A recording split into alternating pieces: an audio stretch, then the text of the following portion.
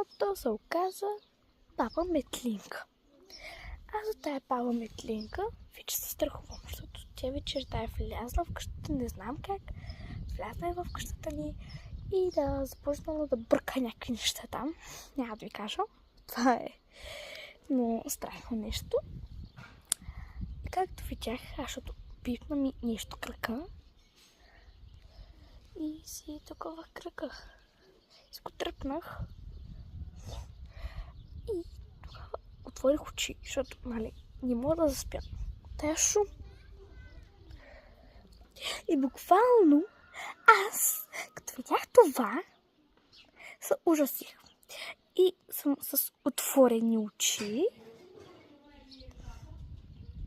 И аз съм с отворени... Окей. И така, приятели.